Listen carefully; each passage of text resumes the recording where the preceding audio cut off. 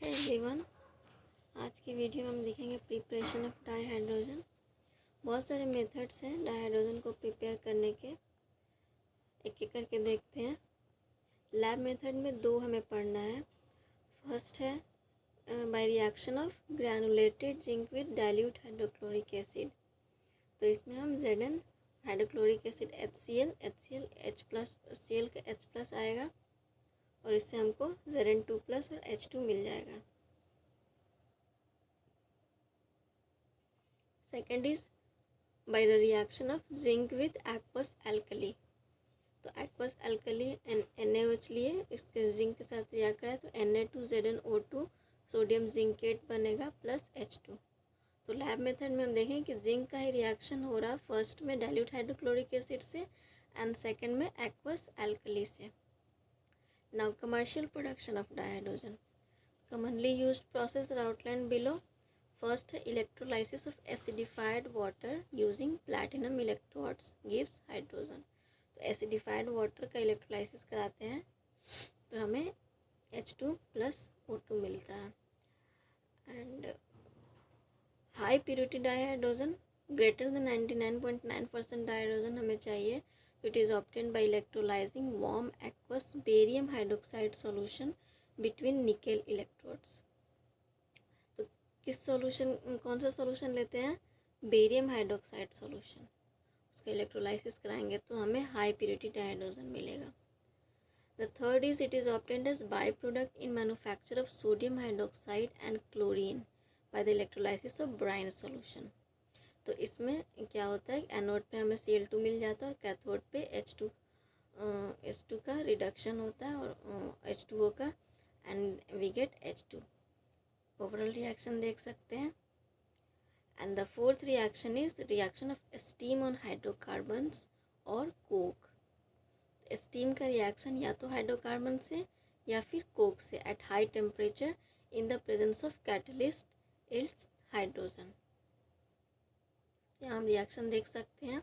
निकल कैटलिस्ट दिया है 1270 केल्विन पे, तो हमें CO और H2 मिल जाता है। This mixture of CO and H2 is called water gas।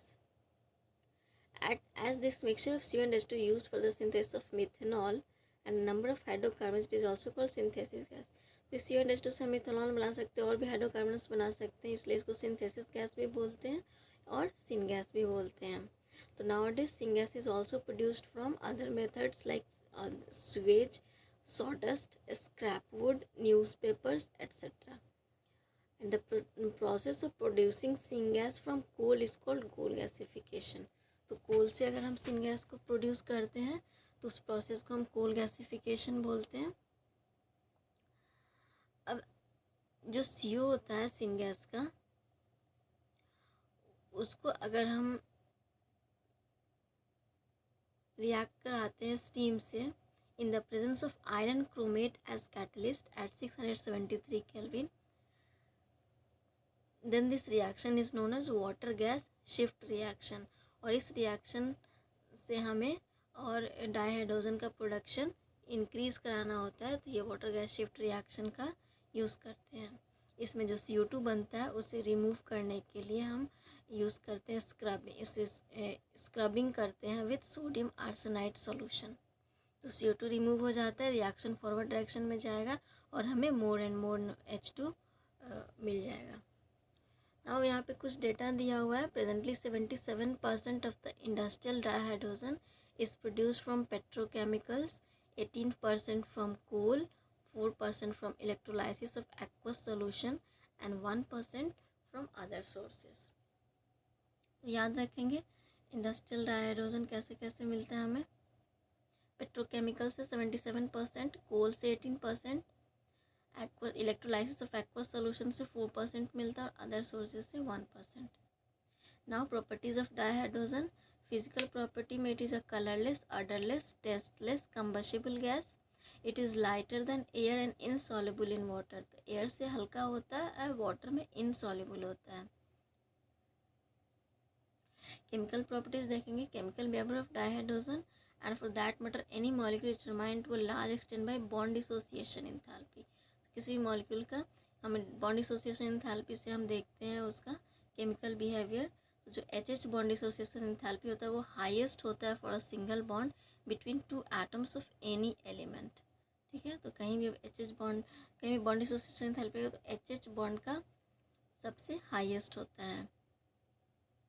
It is because of this factor that dissociation of dihydrogen into its atoms is only 0.081%। तो इस वजह से ये डिसोसिएट नहीं कर पाता है अपने एटम्स में। ठीक है, तो यहाँ पे यह है कि 2000 केल्विन टेम्परेचर देते हैं तो 0.081% ही डिसोसिएट हो जाता है, और which increases to 95.5% at 5000 kelvin, such a huge temperature. Also it is relatively inert at room temperature. ठीक है, रूम टेम्परेचर पे इनर्ट होता है due to high H bond enthalpy. ठीक है, thus the atomic hydrogen is produced at high temperature in an electric arc or under ultraviolet radiations। तो atomic hydrogen कैसे produce करेंगे हम? हाई टेम्परेचर पे इलेक्ट्रिक आर्क में या फिर अल्ट्रावायलेट रेडिएशन देकर।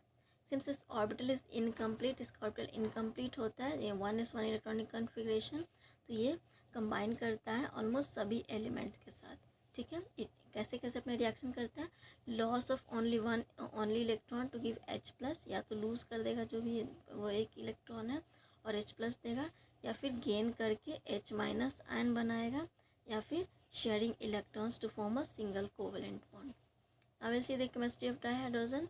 रिएक्शन विथ हैलोजेंस, तो हैलोजेंस के साथ रिएक्ट करके X2 बनाता है to give hydrogen halides HX। ठीक है, हैलोजेंस X2 है, उसके साथ रिएक्ट करता है H2 और HX बनाता है। ठीक है, while the reaction with fluorine occurs even in the dark with iodine it requires catalyst। तो जो हैलोजन से सबके साथ अलग अलग प्रॉपर्टी है। फ्लोरीन के साथ बहुत ही फास्ट रिएक्शन होता है, इवन डार्क में भी हो जाता है, और जैसे जैसे नीचे आते हैं आयोडीन, तो आयोडीन को के साथ रिएक्ट करने के लिए इसे कैटलिस्ट की जरूरत पड़ती है। नाउ रिएक्शन विद डाइऑक्सीजन, तो हम सबको पता है reacts with dioxygen to form water and this reaction is highly exothermic. देख सकते हैं यहाँ पे एनर्जी -285.9 किलोजूल पर मोल रिलीज होता है। डाइनाइट्रोजन के साथ रिएक्ट करके अमोनिया फॉर्म करता है, and this method is for the manufacture of ammonia by the Haber's process. ठीक है, एंड मेटल्स के साथ रिएक्ट करके हाई टेम्परेचर पे gives corresponding hydrides. And reaction with metal ions and metal oxides, ये reduce करता है some metal ions in aqueous solution and oxides of metals less active than iron. जो भी metals iron से less active हैं उनके oxides को reduce करता है into corresponding metals. Reaction with organic compounds, तो ऑर्गेनिक कंपाउंड के साथ रिएक्ट करके बहुत सारे ऑर्गेनिक कंपाउंड्स रिएक्ट करते हैं in presence of catalyst to give useful hydrogenated products of commercial importance. For example hydrogenation of vegetable oils, तो vegetable oils का हम हाइड्रोजनेशन कराते हैं यूजिंग निकल कैटलिस्ट, तो हमें एडिबल फैट्स मिलता है लाइक मार्गरीन एंड वनस्पति घी। एंड हाइड्रोफॉर्मुलेशन ऑफ ओलेफिन्स, ओलेफिन्स होता है डबल बॉन्ड वाले, अल्किन्स को ओलेफिन्स बोलते हैं, तो इनका हाइड्रोफॉर्मुलेशन करते हैं तो हमें एल्डिहाइड्स मिलता है which further undergo reduction to give alcohols. ठीक है,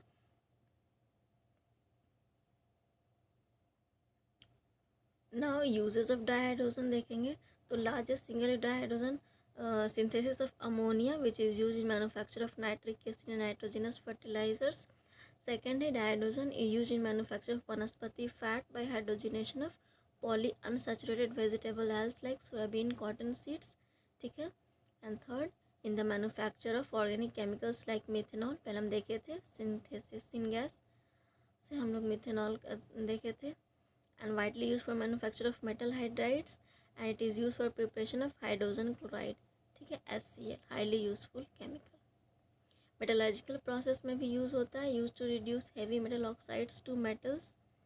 atomic hydrogen and oxyhydrogen torches find use for cutting and welding purposes. Atomic hydrogen atoms जो कि प्रोड्यूस होता है by dissociation of dihydrogen with help of electric arc, इससे हम लोग recombine करते हैं कि सरफेस का वेल्डिंग करना हो to generate temperature of 4000 kelvin. Used as rocket fuel in space research, fuel के रॉकेट फ्यूल के रूप में भी यूज़ होता है। And the last is dihydrogen is used in fuel cells for generating electrical energy. Electrical energy generate करने के लिए भी यूज़ होता है। It has many advantages over the conventional fossil fuels and electric power. ठीक है, इसका जो भी conventional fossil fuel electric power जो भी है उसके ऊपर इसका एडवांटेज है, इट डज़ नॉट प्रोड्यूस, क्योंकि ये पॉल्यूशन प्रोड्यूस नहीं करता है, and releases greater energy per unit mass of fuel in comparison to gasoline and other fuels. ठीक है, अभी के लिए इतना, नेक्स्ट वीडियो में हाइड्राइड्स स्टार्ट करेंगे। Okay, thank you.